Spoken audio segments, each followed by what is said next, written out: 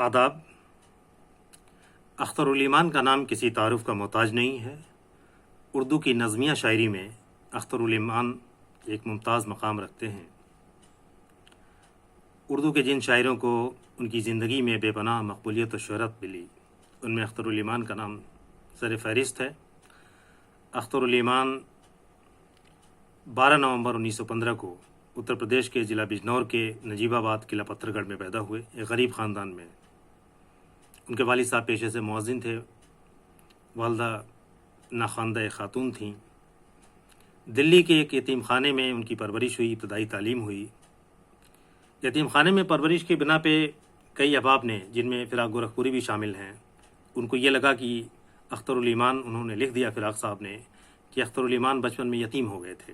ऐसा नहीं है, उनके वालिदैन ज़िंदा थे, हयात थे, लेकिन किसी वजह से, किसी मजबूरी की बिना पे दिल्ली के यतीम खाने में उनकी परवरिश हुई। फिर दिल्ली के फ़तेहपुरी स्कूल से उनकी तालीम हुई। फिर ज़ाकिर हुसैन कॉलेज जो आज है, उस ज़ाकिर हुसैन कॉलेज के, जो कदीम दिल्ली कॉलेज कहलाता था, उससे उन्होंने तालीम हासिल की और आला तालीम के लिए एमए करने के लिए उस ज़माने में अलीगढ़ मुस्लिम यूनिवर्सिटी गए। लेकिन वे 1 साल ही एमए की तालीम हासिल कर सके और रोज़ी रोटी की तलाश में मुंबई चले गए, जो उस ज़माने में बॉम्बे हुआ करता था। एक मरतबा बॉम्बे गए तो फिर बॉम्बे के होके रह गए, सारी ज़िंदगी वहीं रहे, फिल्मी दुनिया से वाबस्ता रहे। एक ज़माने में B.R. चोपड़ा की तमाम मशहूर फ़िल्में, हिट फ़िल्में अख्तरुल ईमान ने लिखी थीं। एक और बात की वजाहत की, अख्तरुल ईमान 50 साल तक फिल्मी दुनिया से वाबस्ता रहे। उनकी रोज़ी रोटी का वसीला फ़िल्में थीं, लेकिन फ़िल्मों के लिए नग़मा निगारी नहीं की, कभी गीत नहीं लिखे। बहुत बड़े शायर थे, लेकिन फ़िल्मों के लिए गीत नहीं लिखते थे। अपनी अदबी शायरी को अलग रखा उन्होंने और ये कहा कि अगर मैं फ़िल्मों में गीत लिखने लगूं तो मुझे अपनी शायरी से बहुत नीचे उतरना होगा। उन्होंने फ़िल्मों के लिए स्क्रिप्ट लिखे, डायलॉग्स लिखे, कहानियाँ लिखते रहे। रोज़ी रोटी का मसला था। जहाँ तक उनकी अदबी ज़िंदगी का सवाल है, 1943 में उनका शेरी मजमुआ पहला गिरदाब साकी बुक डिपो दिल्ली से शाया हुआ था। उसके बाद बेशुमार मजमुए, दर्जन भर, जिसमें यादें, बिन्ते लम्हात, तारीख सैयारा, नया आहंग वगैरह है। ज़मीन ज़मीन उनकी ज़िंदगी में आखिरी मजमुआ शाया हुआ। सर उसामा के नाम से कुल्लियात आई, बाद में कुल्लियात अख्तरुल ईमान के नाम से, और उनके इंतकाल के बाद ज़मिस्तान सर्द मेहरी का शाया हुआ। ज़्यादातर नज़में हैं उनकी शायरी में, तवील नज़में हैं, जैसी एक लड़का, यादें, बाज़ामद वगैरह को बहुत मकबूलियत हुई। लेकिन अख्तरुल ईमान की जो मुख्तसर नज़में हैं, उसमें भी एक ख़ास बात है, वो एक ड्रामाई कैफियत पैदा करते हैं और एक ड्रामाई कैफियत से एक बड़ी बात पैदा करने का हुनर जानते हैं। इसी सिलसिले में आज एक छोटी सी नज़्म है, बेटे ने कहा। ये नज़्म देखें, चंद मिसरों की नज़्म है, लेकिन एक बड़ा पैगाम है इस दुनिया के कि दुनिया में अच्छा काम करने वाले और बुरा काम करने वाले, जो कहते हैं कि क्राइम नेवर पेस, बुरा काम करके किसी आदमी को सुकून, चैन क्या नसीब होगा? क्या उसके घर में उजाला होगा? क्या उसके घर में सुकून, इत्मीनान होगा? एक फ़लसफ़े को एक बच्चे की ज़बानी किस तरह बयान करते हैं, वो नज़्म है मुख्तसर सी अख्तरुल ईमान की, बेटे ने कहा। समात फरमाए। एक शबखेज़ ने ये सोच के इस दुनिया का, शबखेज़ राहमारी करने वाला, चोरी करने वाला, एक शबखेज़ ने ये सोच के इस दुनिया का, सिलसिला यूं है कि जो बाप है बेटा हो वही।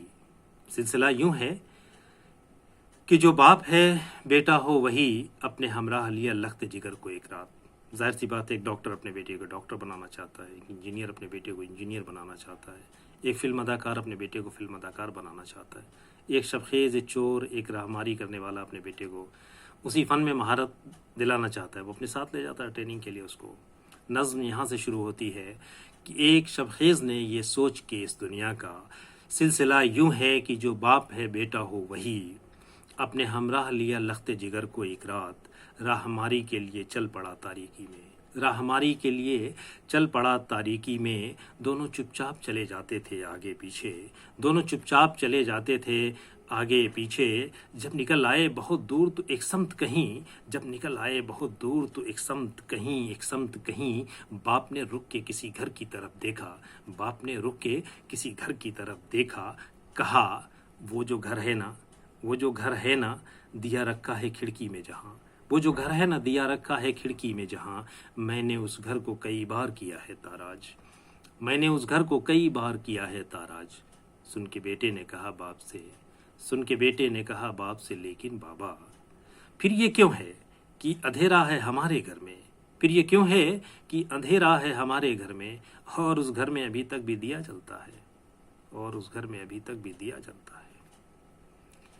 ایک شب خیز نے یہ سوچ کے اس دنیا کا سلسلہ یوں ہے کہ جو باپ ہے بیٹا ہو وہی اپنے ہمراہ لیا لخت جگر کو، ایک رات راہماری کے لیے چل پڑا تاریکی میں، دونوں چپ چاپ چلے جاتے تھے آگے پیچھے، دونوں چپ چاپ چلے جاتے تھے آگے پیچھے، جب نکل آئے بہت دور تو ایک سمت کہیں، جب نکل آئے بہت دور تو ایک سمت کہیں، باپ نے رک کے کسی گھر کی طرف دیکھا، کہا وہ جو گھر ہے نا دیا رکھا ہے کھڑکی میں جہاں، وہ جو گھر ہے نا دیا رکھا ہے کھڑکی میں جہاں، میں نے اس گھر کو کئی بار کیا ہے تاراج، میں نے اس گھر کو کئی بار کیا ہے تاراج۔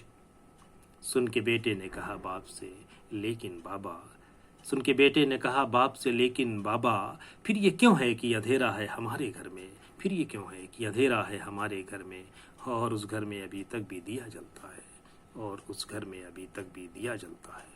شکریہ۔ پھر کسی نئے ویڈیو میں کچھ نئے کلام کے ساتھ، کسی نئے شاعر کی گفتگو کے ساتھ آپ سے ملاقات ہوگی۔ خدا حافظ۔